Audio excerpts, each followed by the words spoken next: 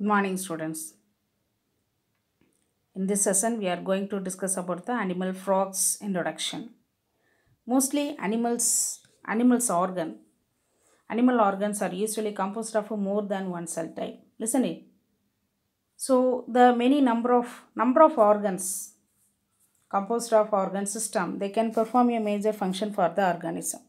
That organism we are calling as organ system level of made up of their body.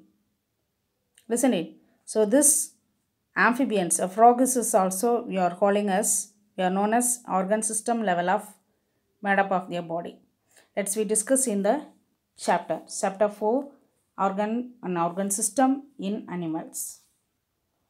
You have to see the classification of the amphibians, phylum Chordata, class Amphibia, order Anura, and genus Rana, and species Hexadactyla.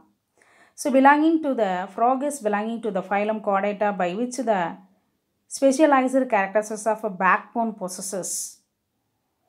According to this reason, coming under in the phylum of Chordata. And class Amphibia means amphi means both, and the bios means life, both life.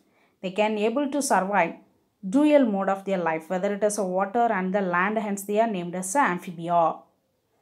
And in the order, largest order of Anura. So this Anura means A means absence, and Nura means tail. So tailless amphibians. Okay. Absence of the tail. Anura means absence of the tail.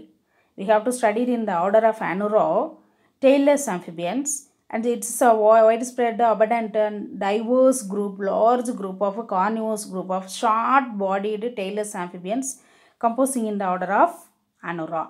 And the genus Rana means Ranidae. Family Ranidae we have to study in the genus of Rana. Species Hexadactyla, it's a common name for used as a Indian green frog. Okay, va? So they can dual mode of their life, aquatic and terrestrial life. In the terrestrial life of amphibians, they can able to survive in burrowing nature, tree living nature, and land living nature. So three kinds of the nature they can survive in the land area. That is, land means terrestrial life. Okay, va? So you have to see 360 million years ago, amphibians were the first vertebrate to survive in the land. In the early classification, they were discovered. Okay, va? In amphibians, there are about 4,500 species amphibians. It's a diverse group, widespread group, abundant group discovered in the early diversification. Okay, va? And you have to see in the order of Anura, more than 3,900 species comes under in the order of Anura. Okay, va? So actually they have to dual mode of life, aquatic and terrestrial life. Terrestrial means a land living organism, land living. They can able to climbing the ability, that is tree living, and the land living and the burrowing nature. Some of the climatic conditions they can burrow to have in under the spaces. Okay, so this is we have to see the different mode of their terrestrial life.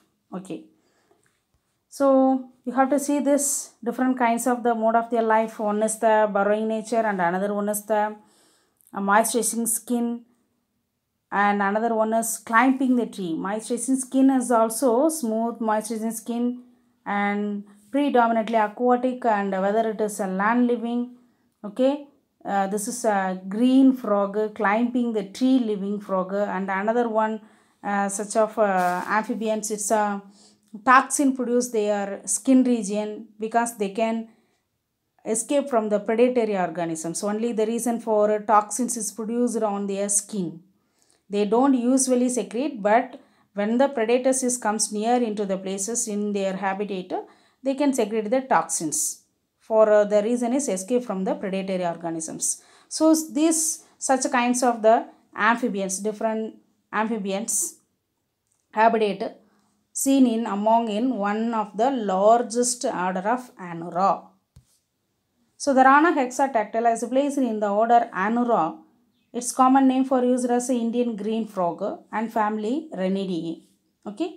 So frogs mostly freshwater, pond area, stream area, moist freezing places. Freshwater means pond, lake area and river area. Okay, floating river, and some other ditches also they can surviving. Okay, so different living places. Frogs live in a pond area, ditches, lake and river area, stream area, moist freezing places. They can feed on small insects like that, the worms, and small fishes is also they can eat, and the slugs, this is slug, and the snail, mollusca group of the worm and the snails they can eat. During in a yearly development, they can use it for the gills for respiration, similar like that the fishes. And it's actually phyclothermic kind of organisms. Phyclothermic means, what did you mean? It's a cold-blooded organism. Okay, va? Similar like that, warm-blooded organisms, those who regulate the body temperature, internal body temperature, for example, birds, mammals, we are calling as endotherms. Okay, va? So cold-blooded means like that of the fishes and amphibians, they can survive in the cold-blooded organisms. They can regulate the body internal temperature according to the environmental conditions. Okay, it's a cold-blooded, protect themselves in the cold-blooded organisms because it has some of the stage of their life cycle is in the water, and when get the adult stages outcome from the water into live in the land area. Okay, so different type of the body internal temperature changes according to their environmental conditions. Okay, commonly we have to termed as the phyclothermic cold-blooded organism, ectothermal organism. Okay, va? So that is their body temperature varies with the varying environmental temperature. Have we clear?